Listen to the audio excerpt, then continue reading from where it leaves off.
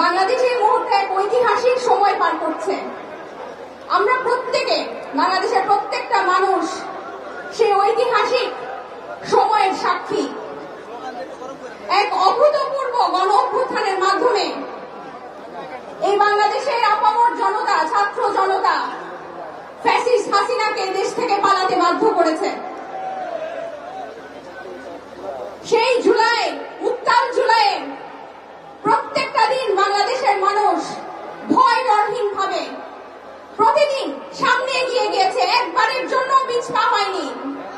বাংলাদেশের মানুষ জুলাই আগস্টে ঠিক করে নিয়েছিল রক্ত দিবে, তারপরও হাসিনাকে বিদায় করে ছাড়বে, এবং বাংলাদেশের মানুষ তা করে দেখিয়েছে।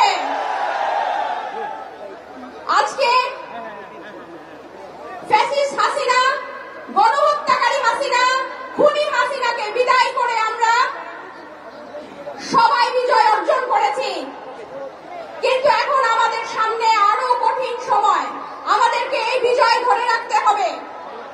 আমরা দেখছি নানান অজুহাতে, নানান সমীকরণে, নানান প্রেসক্রিপশনে আওয়ামী লীগকে আবার পুনর্বাসন করার চেষ্টা চলছে। আমরা পরিষ্কার করে জানিয়ে দিতে চাই, এই বাংলার মাটিতে আওয়ামী লীগ আর রাজনীতি করতে পারবে না।